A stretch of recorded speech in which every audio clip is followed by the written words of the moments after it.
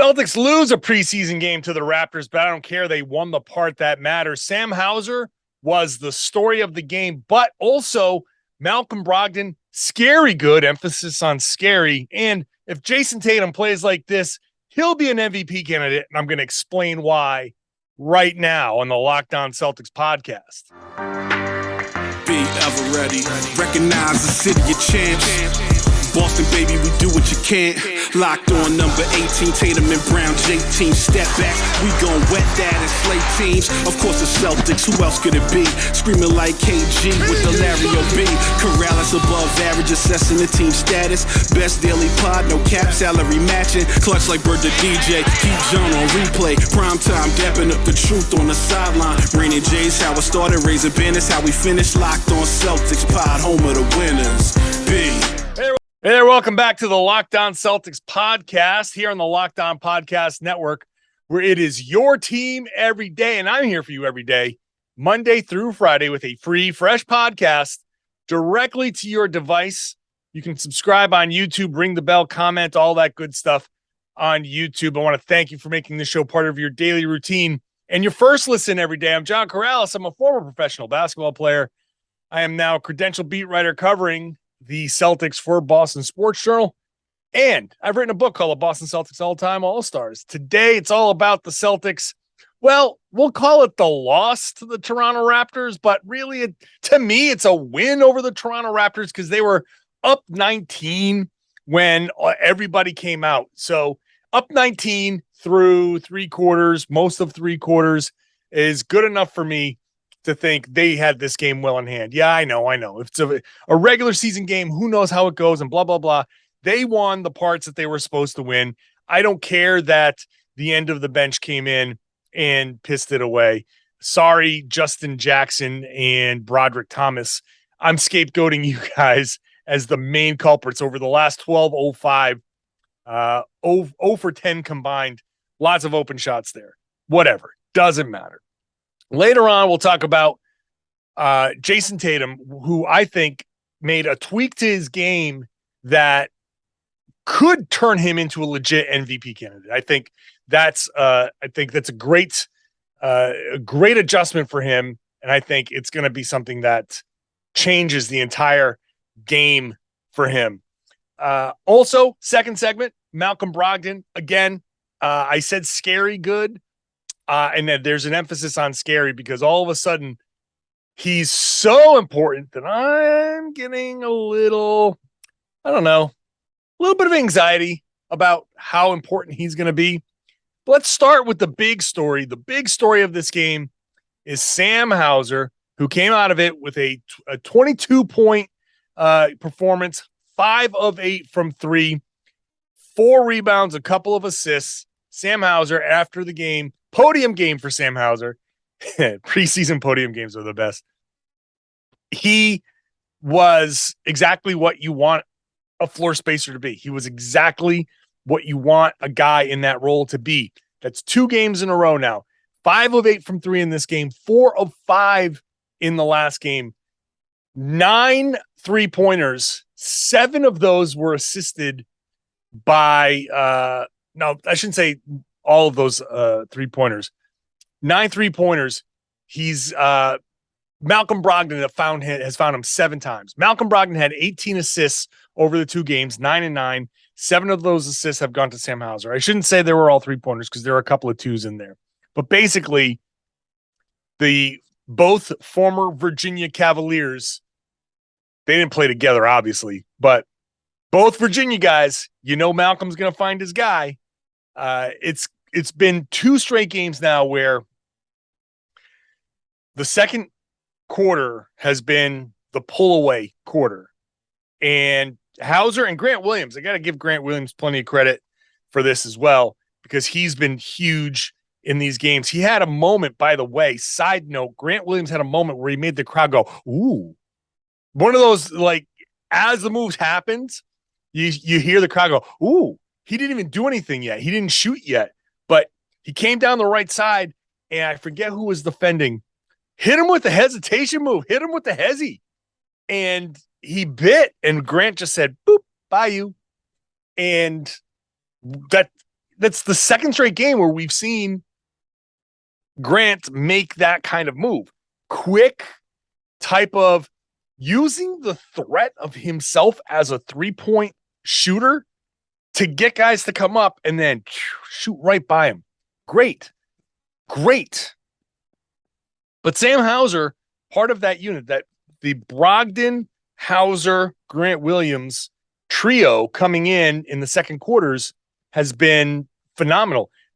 Imagine in regular season rotations, you throw Jaylen Brown into that mix with a big. Eventually, that big might even be Robert Williams. You sub Robert Williams out midway through the first. You bring him back at the start of the second. Now you got Brogdon with a roll threat, Jaylen with a roll threat, and 2 floor spacers. Ooh, baby. Those second quarters have the potential to be monster quarters for the Celtics throughout the course of the season. Hauser has shown himself to be very worthy of most, if not all, of Danilo Gallinari's minutes. Still, we do have to throw out the obvious caveat that it's preseason and blah, blah, blah, blah, blah. But catch and shoot is catch and shoot. Catch and shoot against hard closeouts is still catch and shoot against hard closeouts. Against better defensive teams, maybe he doesn't get quite as open. Maybe the closeouts lead to running him off the line. But hey, he got run off the line a couple of times late in the game, and he got himself to the rim. He got himself an and one. So a shout out Joe Mazzulla for winning a challenge in this game. Right? You know, that's not nothing. Winning a challenge. That's big news. No, it's pretty cool that he won his first challenge. But Hauser can put the ball on the floor and at least take a dribble or two and then move the ball if he needs to. So, but the spot ups, the just deadly shooting that he's displayed. He's shooting 69% on the preseason, which is nice. But obviously that's going to drop. But if he's going to get the types of looks that he's getting, and if he's going to shoot like this with the confidence that he's shooting with, all of a sudden things change significantly for the Celtics. Because everybody was worried about, well, they lost Gallinari. Here's a guy who could be a 40% 3-point shooter, not much of a defender, but he's got size. Well, now Sam Hauser's here. He's 6'7". He's not exactly Gallinari size, but he's 6'7". He has size. He's also much younger. He's in his mid-20s. And that allows him to move better than Gallinari. So maybe he can hold his own a little bit more than Gallinari on defense. So you have in this guy who, by the way, was undrafted and a two-way player last year. All of a sudden, there's this possibility of this guy could be the real deal. This guy could be their 3-point specialist. He could be the guy that comes in and whoever you want to take out early, you bring in Hauser, and now he's a threat. I said this after the first game. I'll say it again now. Hauser is announcing this to the league. He's putting it out there to the league. You have to respect my jumper. If you don't, this is what's going to happen. If you don't give me the respect that a 3-point threat needs, then I'm going to drop 5 of 8 on you. That's the announcement to the league. So the competition, Philadelphia, opening night, you go through the scout, and I'm pretty sure that the Philly scouts will say, got to watch this guy. Can't leave him open. He'll drill it. Just all it takes, I've said this a bunch of times on the podcast, all it takes is that extra inch of space. The difference between a guy swiping at the ball and missing or swiping at the ball and fouling when Tatum or Brown or Smart or Brogdon drive, the difference between having it be a positive result and a negative result can be the space that defender has to be closer to Sam Hauser. So I'm excited. I'm excited that Hauser is becoming that guy. Jayson Tatum, joked that Hauser needs to send me a thank you card for being out there on the floor with me, which to me, no greater sign of respect than Tatum busting your balls.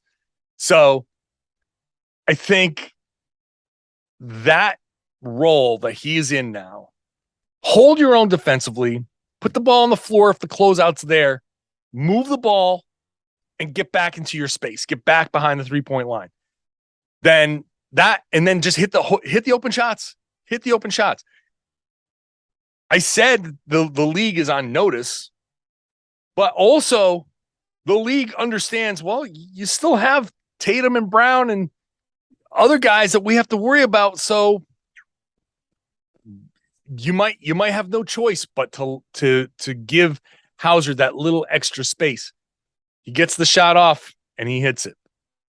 Malcolm Brogdon, again, one of the guys that finds Sam Hauser more than anybody. Those second units, like I said, can be deadly. The most important lineup that the Celtics have, obviously outside of their starting lineups and their finishing lineups, the start of the second quarter lineups could be just supremely important. But that scares me. I'm going to talk about that next. I'm not scared at betonline.net, which is your number one source for all of your betting needs this season. Football, right in the thick of things. And obviously, people love to lay some money down on football. So go to betonline.net and find all your latest player developments, team matchups, news, podcasts, in-depth articles, and analysis on every single game you can find. That's pro, college, whatever. And as always, BetOnline remains your continued source for all of your sports wagering information with live betting.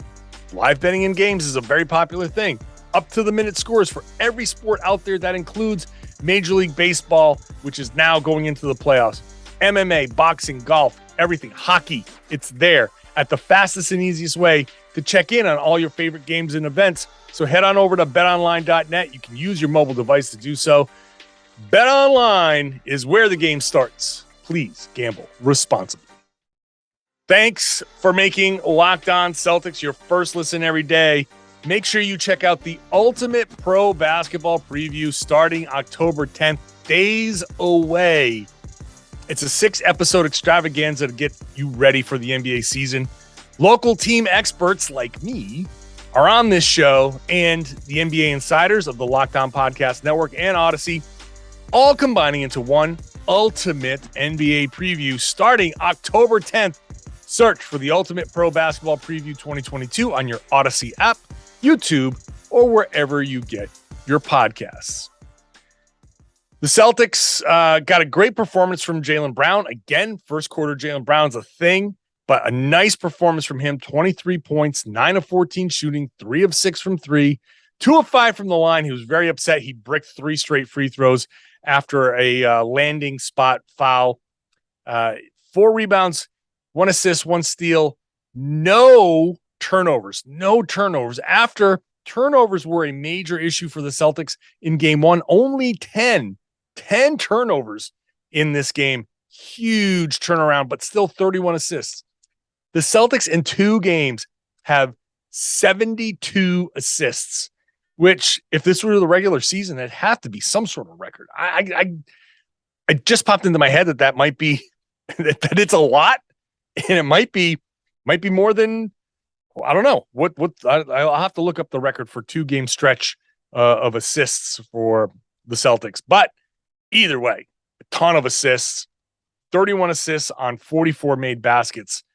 Ball is popping, and it's really a lot of it had to do with Malcolm Brogdon, who didn't shoot well, but man, I thought he played great. The Celtics came out early on, and I wrote this in my preview on Boston Sports Journal. I was afraid that they would come down and settle for 3-pointers, which they were doing early on, and they weren't hitting them. They came down and one pass 3-pointer. And I know Toronto is a big, long, switchy, annoying team that really loves to help well and does so well. So there's a tendency against those teams to say, hey, this is the open shot that we get. We're going to work for 24 seconds to get another shot that's this wide open, I'm just going to take this one that's wide open. It's the same thing as swinging on a first pitch when you say, hey, you got to work the count. You got to make the pitcher work. And the batter will say, yeah, but I also want to hit the ball. And that fastball was right down the middle, and I want to swing at it. Same idea here. And I'm always a proponent of work the ball. The 3-pointers are there. You can get 3-pointers most of the time, and they're generally going to be okay the way the Celtics can move the ball. Anyway, Malcolm Brogdon comes in the second quarter, and all of a sudden things change. Let me just quickly, the first quarter assists for the Celtics, 5 assists on 11 baskets. Okay, 5. But then they had 26 the rest of the way. So the rate of assists went up significantly. In fact, in the second quarter, 10 assists in the second quarter, and 5 of them were from Malcolm Brogdon in the second quarter. So that's my point right there.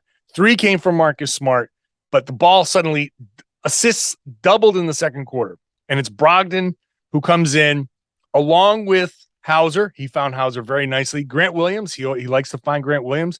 He has a few assists to Grant Williams in this preseason. Brogdon is becoming one of those guys. Every year we come up with a guy who's like, well, obviously Jayson Tatum is the most important player of this team and Jaylen Brown, but this guy is really sneakily the most important player on this team.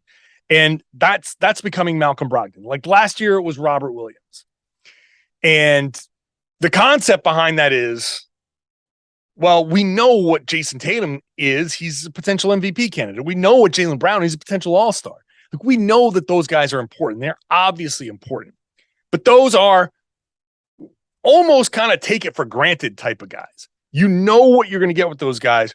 So then a guy like Brogdon comes in who obviously has a pedigree, right? He's very recently been the top scorer for an NBA team. And you're not nothing when you're an NBA team's number one option. But he now comes in, and that second quarter starting lineup is something that I'm like starting to really salivate over.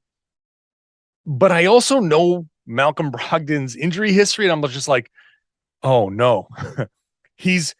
We knew that Brogdon would be important, but all of a sudden there's this feeling of like, he might be way more important than we thought. And when somebody is that important, suddenly the injury history becomes just a little bit more anxiety inducing. It's a little scarier. And you say, oh boy, this guy's history suddenly makes me not feel so great. And you just got to hope.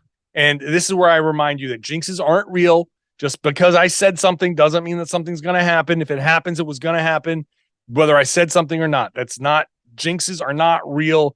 I just put that out there. They do not exist. Whether you believe it or not, it's true. They do not exist. No such thing. Brogdon's injury history is scary to me. In a roundabout way, this is a compliment to say that I'm now scared by how important Brogdon is. It's the same way that there's a fear of, oh God, I hope Rob can stay on the floor, right? It's the same idea. If they stay healthy, you work Robert Williams into this mix. Oh boy, this team can be good. Malcolm Brogdon in 2 preseason games has already shown this guy's really, really good. Oh my God, this guy changes everything because you don't have like in this game here, Jaylen and Jayson come out and kind of take the first shot that's available to you. Brogdon comes in and just recognizes, you know what? We need to move the ball more. We can't just pass and shoot just one. We got to move the ball. And so he drives and attacks, and he's doing it against second units. So the level of defenders that are out there may not be as high as those first units, those starting units. You're going bench versus bench, and all of a sudden, Brogdon's driving against some guys that he can turn the corner on a little bit more easily. That collapses the defense. Now the ball sprays. Now you get that little, drive, collapse, kick out to the corner, swing, swing, swing. Other corners becoming wide open, and you got very clear looks. And all it takes is, after that first quarter, all it takes is one guy to get hot. That first quarter, Celtics shot 3 of 13 from 3. Now they shot overall 16 of 52. So what's that? 39, 13 of 39 the rest of the way. Is that the math right? Did I actually do that in my head? They go from, what did I say in the first quarter? They went from 3 of 13 in the first quarter to 4 of 7 in the second quarter. So they take 6 fewer shots, 13 shots. They took 6 fewer shots, and they got an extra 3 points out of it. So the quality of the shot was better. And you get Hauser coming in here hitting a couple, and Derek White hits one, Jaylen hits one. You start to feel that cascading. Okay, we're feeling it here. Then in the third quarter, it's 6 of 13. So guys start hitting shots. And of course, it's Hauser and Grant Williams that come in again. Tatum couldn't hit a damn thing, which he said, this is what I do. I come out slow, but Brogdon is the catalyst of this. Brogdon is the guy.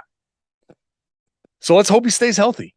Now, Tatum couldn't hit a damn thing, but man, did I feel like he controlled a large portion of this game. The tweak that he made that I think is going to potentially, if he continues to do it, turn him into an MVP candidate. That's next. Do you play fantasy basketball? Of course you do. Everybody plays fantasy basketball. And if you are one of everybody, that means that you should make your second listen after Locked On Celtics, Locked On Fantasy Basketball with Josh Lloyd. It's a monster of a show, the number one fantasy basketball show on the planet by far. It's because Josh is he's crunching every number. This dude just knows what he's talking about. If you want to win your league, got to listen to Josh. Check out Locked On Fantasy Basketball wherever you found this podcast. Jayson Tatum scored 18 points, 6 of 16 shooting, but 0 of 7 from 3. So really 6 of 9 from 2, which is really good. And 6 of 7 from the line, also really good. 10 rebounds, 4 assists in 29 minutes. Nice game from him. So what's all this MVP talk, John? Is what you're saying to yourself in the car or in the shower or on your walk. If you're still in the shower, I'm 25 minutes into this podcast. So if you're still taking the shower, then I guess congratulations for being thorough. So Jayson Tatum was attacking the rim, attacking it in a way that we haven't seen a whole lot of, not on a consistent basis, and certainly not this early in the season. Yeah, he might start slow. He might not hit from 3, but this type of drive was very eye-opening to me. Two reasons for this. Number one, very north-south. I'm at this point A, point B is the rim, and I'm taking the most direct way possible to get to the rim. And we know what Tatum loves to do or has loved to do. The rim is here, right in front of you, and he takes at an angle, 30 degrees angled away from the rim, and he tries to use his long arms and his double joints to kind of flick it in there and avoid the contact. And he thinks he's trying to draw the foul, but he's not. So number one thing that I saw, very north-south. Okay. If you want to compare it to football, it's the guy who gets the handoff, the running back who gets the handoff, just busts through the hole at the line and just goes boom, north, south, versus the guy who runs out wide and dances and dances and dances. And, every once in a while he breaks one, but you got to be Barry Sanders if you're going to be pulling that off. And Tatum is not Barry Sanders when he tries to dance around like that. So the north-south stuff was great. You saw him use his body. I'm a huge fan of a guy like Tatum. You see guys, those big, broad shoulders, you're driving, a guy's kind of riding you. You just use that body. Don't lower the shoulder. You just use that body a little, just give it a little, use the guy's momentum again. He's sliding, and you just give him a little nudge, clear some space. That little nudge when he's moving it just adds an extra foot to where the guy is going, and you clear some space that way. We did see him dance a little bit underneath the rim. The reverse pivot was certainly very nice, but the big thing, getting right to the rim. And not only that, the other thing that Tatum has done a ton of is try to be like James Harden, where when you spin and drive, you bring your arms way down and then you bring them up. And the concept there is, I bring my arms down, you bring them up, everybody's reaching, they're going to foul, slap, slap, slap, slap, slap. And as you come up, doesn't matter if you make the shot or not, you're just going to get the foul, you're going to get to the line, you're going to go to the line 15 times, you're going to score 12 points, and you're going to average in the high 20s because half your points are coming from the line. That has never worked for him. Tatum, whether it's small hands, weaker grip, whatever it is, that has never worked. And we saw it in the finals. We saw it's just hand slapping at the ball. And if the hand gets the ball first and the follow through gets your arm, you might sit there and scream, I got fouled. But the hand hit the ball first. And so, no, it's not a foul. The ball's loose. The follow through hasn't impacted your ability to score. So it's not a foul. And then come the complaints and all of that stuff. In this game, Tatum, and if you're watching on YouTube, I'm going to demonstrate a little bit, but I'll talk you through it on the audio podcast. You dribble. I love doing this move.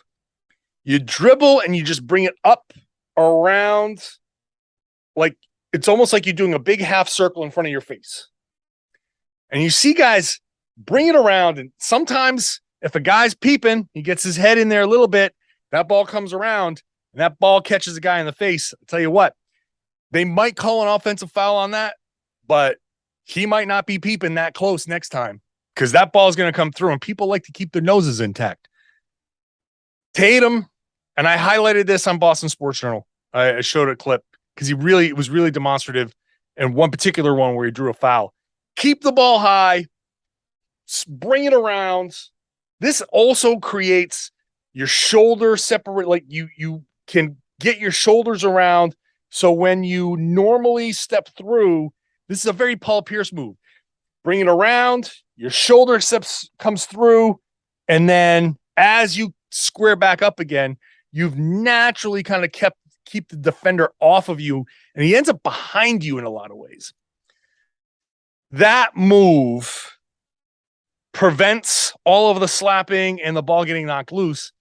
And the irony is the hunting for the foul thing didn't work, but keeping the ball high and avoiding it drew the fouls because you don't put the ball in a place where they can get you. The ball's in a place where it's protected and they have to slap you first. So rather than hitting the ball first and then hitting the body, they're hitting the body first and then maybe the ball, but that gets the calls. Jayson Tatum will be an MVP candidate if he continues to drive like this in every game. If he cuts out that angle glide by crap and attacks north-south the way he did and keeps the ball high and attacks the front of the rim with some power, he will be an MVP candidate. No doubt in my mind, because not only is he going to get those finishes at the rim where he doesn't get the call, that's just going to be more likely to finish a couple. He'll get many more calls that way. And that will set him up for half his points coming from the rim or the free throw line. So he's averaging in the mid 20s. If you can add 6 of 7 from the free throw line, 7 of 9, 8 of 11, those types of nights, that piles up. You get a couple of easy finishes, you get a couple of and ones. Next thing you know, your free throws plus the finishes at the rim get you to 14, 16, 18 points. Now you hit 3 3-pointers, 4 3-pointers. You're at 24, 27. You pop off for every once in a while your 40-point game, your 50-point game. Your averages start to fly right up. MVP candidates average close to 30 points a game, generally speaking, especially wings like Tatum. He had the 10 rebounds. He's going to rebound. He made a point of saying that, and he did average 8.5 last year. The assists, if they're up there around 5, 6, which he can easily get to, now you're talking about a guy on a good team, a contending team that's averaging 27, 28, 29 points with 8, 9, 10 rebounds and 5, 6 assists. Sounds like MVP numbers to me. And there are going to be a lot of MVP caliber guys, but this type of driving, this type of attack, this focus, forget the hunting of the fouls. Just do this. Be the giant, broad-shouldered tank that you are. Get to the rim at will and earn your free throws. You will be an MVP candidate. I loved, obviously, what I saw against the Raptors from Jayson Tatum. Those are long guys. Those are big monster defenders. And he just sliced through that defense. It's impressive. One game that I saw him do that. It's one game. Keep doing that. My God, keep doing that. I'm begging you, Jayson Tatum, keep doing that. I want you to keep listening. I'm begging you to keep listening. So if you're still here and enjoying the show, then please subscribe if you haven't. If you want to watch the show on YouTube, you can watch the show on YouTube. It's there. I enjoy doing the show on YouTube. I enjoy talking to the camera. I enjoy demonstrating things. You know, it's just I can talk you through it on the audio, and hopefully you get the picture. But man, I'm Greek. I talk with my hands. I'm very demonstrative, and so I like to demonstrate those things. Ring the bell. You know, there's that bell on YouTube. Hit that. This way, whenever I drop the show, it's there. YouTube hits before the audio on most days. Post game like this, it's later. It's 2:30 in the morning as I wrap this up, so it's a late drop anyway. But in general, non-game nights, show drops on YouTube before it hits the audio, so you get a little advanced podcast. I do thank you for making the show your first listen every day and part of your daily routine. I'd love it if you share the podcast with your friends and family and everybody, and tell them they need to be listening to the Locked On Celtics podcast right here on the Locked On Podcast Network, your team every day.